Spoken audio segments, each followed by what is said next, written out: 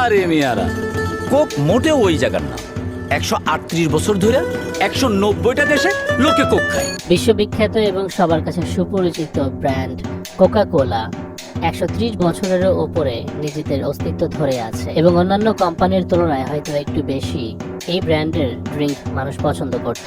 কিন্তু মানুষের মাঝে এত জনপ্রিয় হওয়া কোকা কোলা কোম্পানির জন্য অতটাও সহজ ছিল না। এই খ্যাতি অর্জনের যাত্রায় এমনও অন্ধকার ইতিহাস রয়েছে এই ব্র্যান্ডের, যা ইচ্ছাকৃতভাবে মানুষদেরকে ভুলিয়ে দেওয়া হয়েছে। চলুন সেই অন্ধকার ইতিহাস কি ছিল একটু জেনে আসি। এই ড্রিঙ্ক মদের মতো একটা সময় মানুষকে নেশাগ্রস্ত করত। একটা সময় শোনা গিয়েছে কোকা কোলা তৈরির উপাদানের মধ্যে কোকেইন ব্যবহার করা হতো। বেভারেজটি তৈরি করতে ক্যাফিনের মতোই অন্যতম উপাদান হিসেবে কোকেইন ব্যবহার হতো। কোকা কোলার প্রথম যে শব্দটি কোকা, তা কোকেইন থেকেই নেওয়া হয়েছিল। ওয়েল, কোকা কোলায় ক্যাফিন ব্যবহার হয় এটা আমরা সবাই জানি, আর আমাদের কাছে শুনতে খারাপও লাগে। রিউমার অনুযায়ী 3.5 গ্রাম কোকেইন এর মধ্যে মিশ্রিত থাকতো এবং বিভিন্ন সোর্স অনুযায়ী এর চেয়েও বেশি পরিমাণেও থাকতে পারে, মানে প্রতি আউন্সের জন্য 0.25% কোকেইন, যার ফলে এটি পান করার কারণে অনেকেই হাই হয়ে যেত বা নেশাগ্রস্ত হতো। ওয়েল, সেই সময় কোকেইন অবশ্য আমেরিকায় লিগ্যাল ছিল, যা 1914-তে ব্যান করা হয়েছিল। তবু ওরা বলতো অল্প পরিমাণে ব্যবহার করলে মানুষের ক্ষতি হওয়ার সম্ভাবনা নেই, যেমন এখন অ্যালকোহলের ক্ষেত্রে বলা হয়।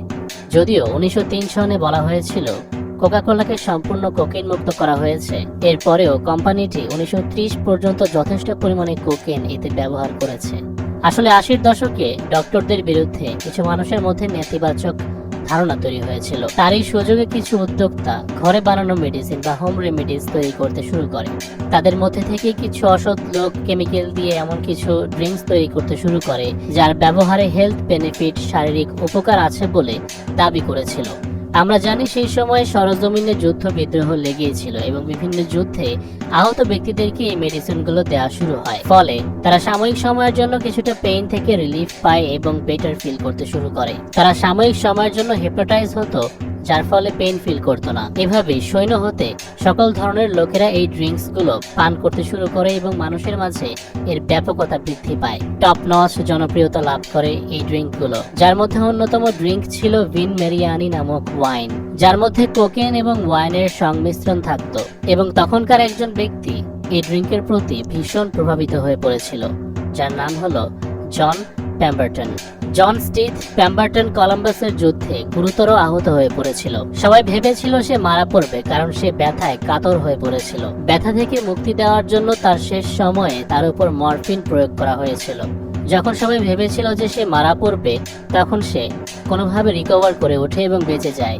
কিন্তু তার সঙ্গে রয়ে গিয়েছিল একটি অ্যাডিকশন, মরফিনের অ্যাডিকশন দূর করতে তার অল্টারনেটিভ হিসেবে ভিন মেরিয়ানি ইউজ করতে শুরু করে বা পান করতে শুরু করে এই ব্যক্তি।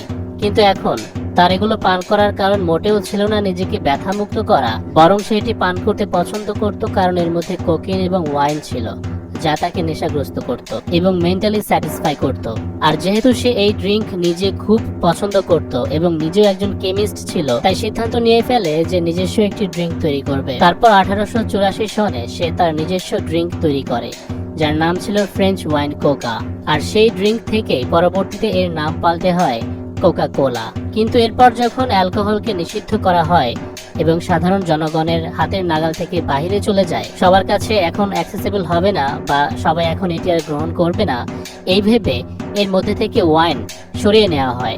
কিন্তু ওয়াইন ছাড়া বেভারেজ পানীয় পান করতে গেলে সেটা খুবই তিক্ত মনে হবে, সে কারণে চালাকি করে ওরা এর মধ্যে অতিরিক্ত মাত্রায় সুগার অ্যাড করে দেয়, যে সুগার আমাদের মস্তিষ্ককে ভালো লাগা অনুভব করায়, তবে অপরদিকে শরীরের ক্ষেত্রে লিভার ও কিডনির জন্য মারাত্মক ক্ষতিকর। কিন্তু তা নিয়ে ভাবার কি সময় তাদের কাছে আছে? তাদের তো শুধু নিজেদের প্রোডাক্ট সেল হওয়া দিয়ে কথা। কোকা লিফ অর্থাৎ কোকেন তো রিমুভ হয়ে গেল, কিন্তু কথা হলো মানুষ এটি আসলে কেন খাবে, কোন উপকারে?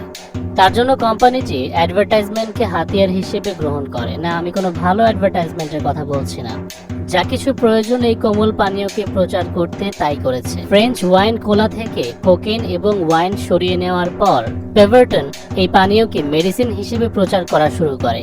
তাই তখনকার মানুষ মনে করতে শুরু করে এটি পান করলে শরীরের জন্য উপকার রয়েছে। স্ট্রেস বা বিষণ্ণতা দূর করতে সাহায্য করে এই পানীয়। খাবার হজম না হওয়া, মাথা ব্যথা, নার্ভের সমস্যার মতো আরও নানান রকমের সমস্যা দূর করে। এমনকি মরফিন মেডিসিনের অ্যাডিকশন যাদের মাঝে আছে তাদেরকে অ্যাডিকশন থেকেও ছাড়াতে পারে এই কোলা, এমনটাই দাবি করেছিল ব্র্যান্ডের মালিক।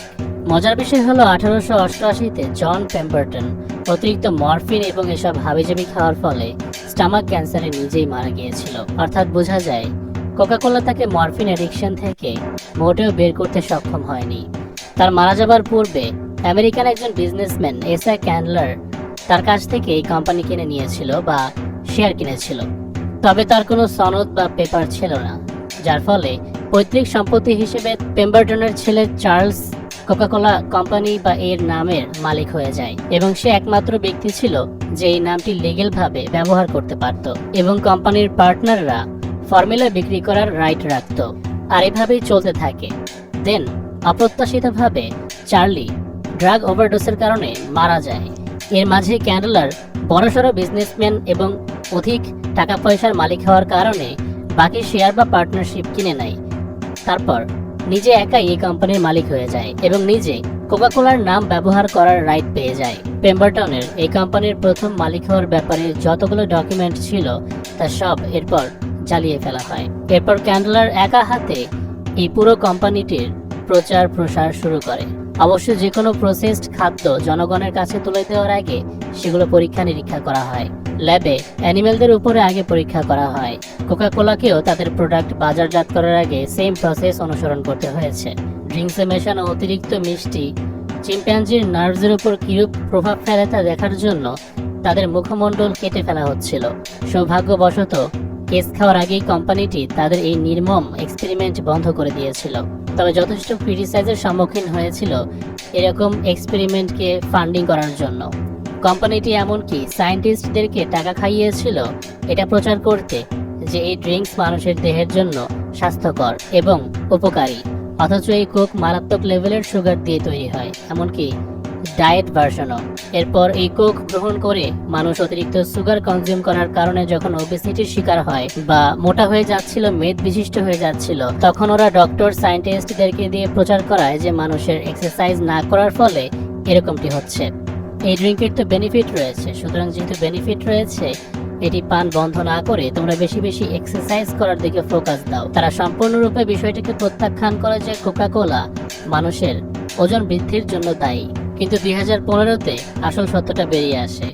এসব কথাবার্তা ছড়ানোর জন্য Coca Cola company global energy balance নেটওয়ার্ককে মিলিয়নস অফ ডলার্স ঘুষ দিয়েছিল। এছাড়াও কোম্পানির বাইরের অনেক ইন্ডিভিজুয়াল হেলথ এক্সপার্টদেরকেও। আমি কিছুদিন আগে আমাদের এক বাঙালি ভাই সাব্বির আহমেদের ভিডিওতে দেখিয়েছি কোকাকোলা বা এই ধরনের সফট ড্রিঙ্কস পান করার ক্ষেত্রে কিভাবে চট করে আপনার সুগার লেভেল বেড়ে যেতে পারে। যাই হোক, এবার কথা বলি কোকাকোলার সাথে ইসরায়েলের সম্পর্ক নিয়ে। কোকাকোলার মাধ্যমে ইসরায়েল নামক অবৈধ দেশটির কিভাবে উন্নতি হচ্ছে, অগ্রগতি হচ্ছে এবং তারা নিজেদেরকে শক্তিশালী করে তুলে এরপর কিভাবে নিরীহ ফিলিস্তিনিদেরকে হত্যা করছে, এক এক করে প্রতিটি ডট মিলিয়ে সূক্ষ্মভাবে আপনাদেরকে বুঝিয়ে দেয়। কোকাকোলা বর্তমানে যে কোম্পানিটি ওন করে বা মালিক হিসেবে যেই কোম্পানিটি কোকাকোলার বর্তমানে রয়েছে সেটি হচ্ছে আমেরিকান একটি মাল্টিন্যাশনাল কোম্পানি বার্কশায়ার হ্যাথওয়ে।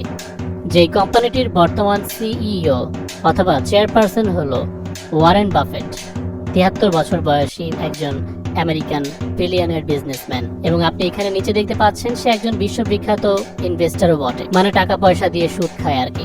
এবং ধর্মীয় দিক থেকে সে নিজেকে অ্যাগনস্টিক বা সংশয়বাদী দাবি করলেও অনেকে তাকে নাস্তিক মনে করে। মাইক্রোসফট কোম্পানির বিল গেটসের সাথে তার ভালোই উঠা বসা আছে এবং তারা বেশ ভালো সম্পর্ক রাখে। যাই হোক, এই ব্যক্তি কি করেছে জানেন? ইসরায়েল তাদের দেশে একটি ফাইন্যান্সিয়াল কর্পোরেশন অথবা বলতে পারেন অর্গানাইজেশন খুলে বসে আছে এবং এটি সম্পূর্ণ একটি ফাইন্যান্সিয়াল ইন্ডাস্ট্রির মতো কাজ করে। এর নাম হলো ইনভেস্ট ইন ইসরায়েল বন্ডস। তো প্রশ্ন হলো এর আসলে কাজ কি? এই কর্পোরেশন বা কোম্পানিটির অফিসিয়াল ওয়েবসাইটের তথ্য অনুযায়ী এখানে বলা হচ্ছে an Israel bond is a loan you can make the state of Israel. অর্থাৎ আপনি লোন দিয়ে নিজের টাকা ইনভেস্ট করে ইসরায়েল নামক রাষ্ট্রটি গঠন করতে সহায়তা করছে। পৃথিবীর যে কোনো প্রান্ত থেকে যে কোনো ব্যক্তি তাদেরকে ডোনেট করতে পারে, অনুদান করতে পারে অথবা তাদের খাতে ইনভেস্ট করতে পারে। এই টাকা ওরা কিভাবে ব্যবহার করে তা পরবর্তীতে লেখা আছে।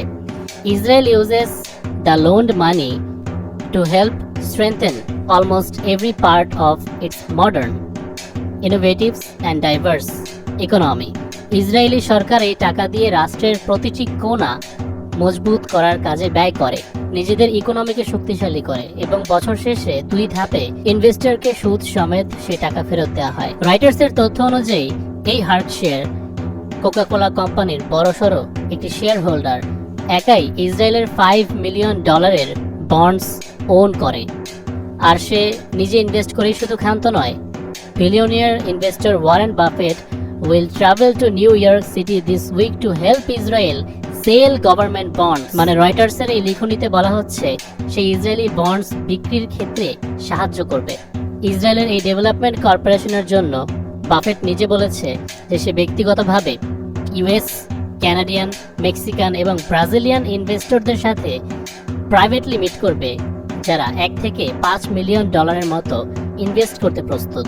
বাফেট তাদেরকে উদ্বুদ্ধ করবে ইসরায়েলি বন্ড কেনার জন্য।